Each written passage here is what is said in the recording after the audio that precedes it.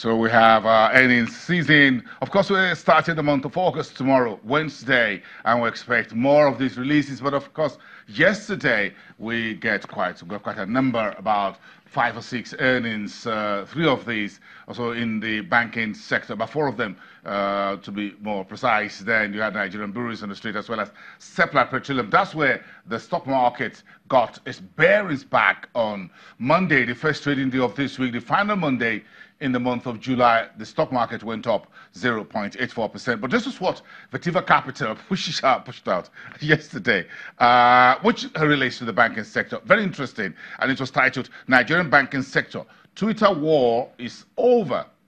Earnings rolling in gradually. It was just about a week or so ago when, well, one of the banks tweeted a very interesting and creatively designed advertorial or PR for itself, and put the images of other banks there. Of course, that has since been, there's been an apology from that bank to the banking community, saying that was done not to spite other banks on Broad Street. But those images on Twitter went caught fire like wildfire, and a few of the other banks responded in their own way. We're going to talk about that tomorrow to see how creativity and social media now become a tool of what we call customer engagement, but could be a weapon of demarketing others within the banking space. But this is what Vativa concluded, says, despite our relatively the positive earnings. Sorry, that's not the conclusion. Vativa concludes, yeah, that's the conclusion. It's about a 10-page document they released yesterday. And this was what Vativa Capital folks concluded, that despite our relatively positive earnings expectations from the banking space, we are less optimistic about the possibility of this being a catalyst for market revival as political uncertainties and interest rate normalization in developed markets continue to overshadow sound stock fundamentals. And that is part of the story that you already have. So we're talking to a few of these earnings in the banking space. Yesterday, FBN Holdings, FCMB, and of course, Diamond Bank. Let's get Rotimi Fakayejo on the phone. We'll talk about those numbers a bit more, but let's get Rotimi's take on this for you. FBN Holdings reported a post-tax profit, what they call a net profit, that was higher by 14% year-on-year basis. The bank still reports a loan loss expenses that's down during the period under review, 15.4%, trailing earnings per share of about 1.4 and price to earnings of about 6.9. Overall, profit after tax for First Bank, FBN Holdings PLC, was 33.520 billion naira. That's much stronger than the first half of 2017. In terms of net assets, there's a bit of a slowdown there by 2.7% for these financial conglomerates. In terms of the interest expense, that grew, that's about 10.9%. So the operating expenses just 1.2% in a negative territory. So this is some of the headline stories for FBN Holdings. Of course, that's represented by what you know as the banking arm of that financial services group, First Bank of Nigeria Limited. And just sitting next door, of course, is FCMB in downtown Lagos, where this lender reported a strong 90% year-on-year profit after tax growth. Loan loss provisions for FCMB moderated because the bank had a write back of 1.2 or 1.9 billion. That's almost 2 billion. A write back there means those loans that had been provisioned for on the books previously, they've collected those money back and they put it in the vault. And that is a good news you find there from FCMB. Operating expenses, however, for this lender was up almost 20% year-on-year during the first half of 2018. Vativa Capital says they've revised their target price for FCMB slightly higher to 4.86 for the year, from the previous 4 naira 64 kobo per share. That stock is now being revised slightly higher to 4 naira 86 kobo because the analysts said they remain optimistic about the medium to long-term outlook on FCMB, and because the stock is strongly remain largely undervalued. So that's currently trading a full year 18 price to earnings and price to book value of 2.4 and 0.2 multiples against the rest of the Vertiver's coverage banks averages of 4.9 and 0.8 respectively. That's the story from FCMB. Diamond Bank, of course, is a laggard when you look at the earnings that we have. Still in the throes of lower earnings. Then that's Diamond Bank. This Diamond is shining a little bit less. The basic numbers you can see on your TV screen. Profit after tax down 86% year on year. That's quite massive because Diamond Bank reported high interest it pays on deposits by the customers and booked lower income from loans and investments.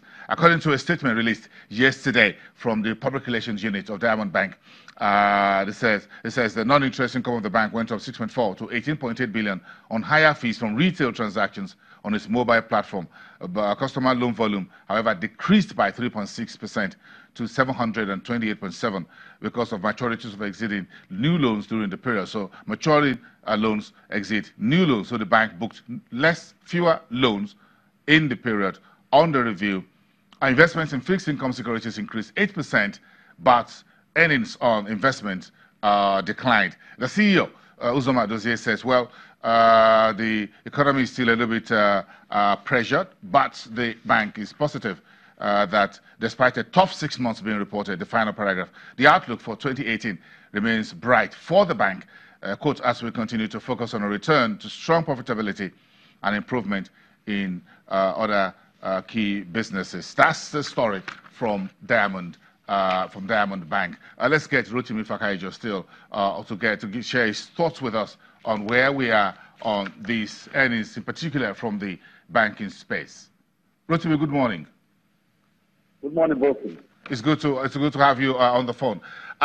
We've been talking all about this bank earnings, and each time we rub minds together on the state of the market, the banks come in. Did you get part of that Twitter war? Did you see part of it? Yes, partly. Partly. Okay, so the war is over because we understand the regulator says everyone should behave themselves within the space. So this earnings, is it beginning, is a way of separating the boys from the men?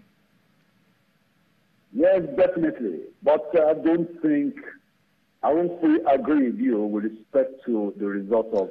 Okay, disagree with me. Give me your views. Looking at the result critically, I think there is still a wide gap. Because the top line is telling us that they are having 225 billion compared to 232 billion year on year for 2017. There is a gap there. And the only improvement we have seen is the impairment charge for credit losses, which is much lower for this period, from 33 billion. Are you with me? Yes, I'm with you. Of course, I'm listening to your numbers. Yes. And I think that is where the slight improvement is coming from. And the bottom line as well is also not too encouraging for the first bank that we expect that the time has come for things to change fully. So we expect that they will at least keep up what they are doing presently to reduce the impairment charge for credit losses, and at the same time try to increase their market share so for them to boost their top line. We expect that an LGF holding should be the flagship for the market as it has been in the past, but we hope that they'll be able to revive and overtake whoever has taken their position. So for the earnings, for others like FCMB and Diamond Bank has not been impressive for quite a while, but we expect that the regulators will do something at least to ginger them up and for them to do the needful. We hope that with these figures coming, the political turmoil going on right now will not really affect the market as it has done in the past. Where do you think the big story should be for Diamond Bank? Well, I think year on year we've seen so much impairment charge for credit losses year on year, and it's on a basis. And I think that's where the focus will be. There needs to be more, if I can use the word, more responsible in the credit that they give and who they give credit to, because it's not giving them good image at all.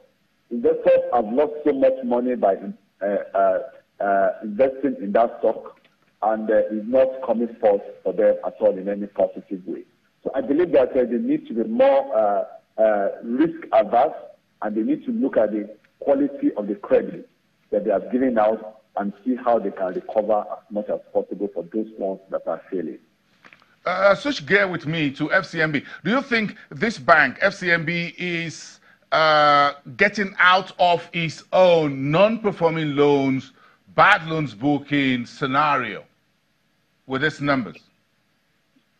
Well, I think they are trying as much as they can, but that trying will only make sense if the figures come right for them.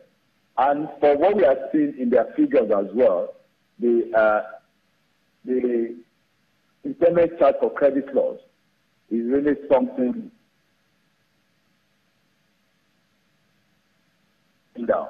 For the previous year, they had 9.97 billion, or for this year, they are having 7.32 billion. So that is quite an improvement. And I believe if they can keep this up, it's definitely going to affect their bottom line. And we have seen that the differential in their bottom line is almost about the same figure to the improvement that they are having in their credit loss. So the bottom line is selling out 3.5, I mean, presently 5.2 as against 3.5. And I think that is where the real issue is. So if they can actually give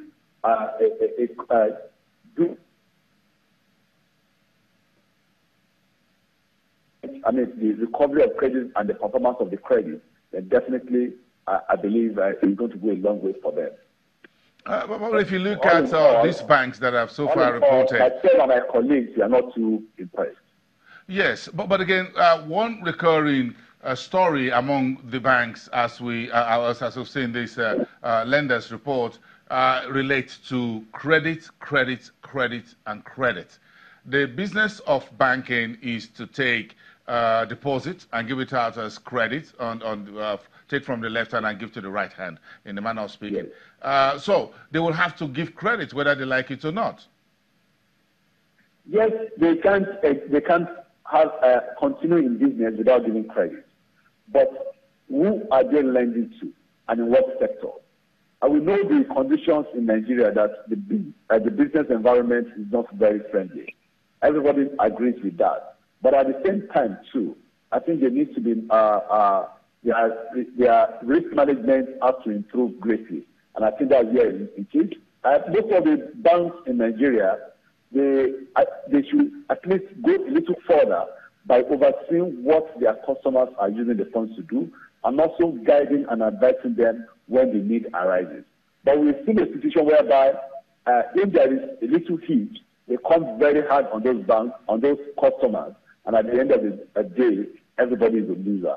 I believe strongly that they can do much more in their risk management by getting closer to their customers and seeing how they can improve how those customers do their business and give them a lot of advisory services, so as to at least protect the funds they have issued out to them by way of credit. Okay.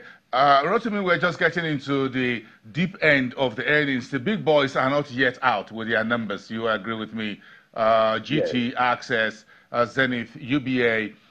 So we have a lot more to discuss in the days ahead. Thank you very much. And And I do have a great trading day down there at the Nigerian Stock Exchange. Let's come back, and then we'll talk about the first numbers for the first trading day of the week.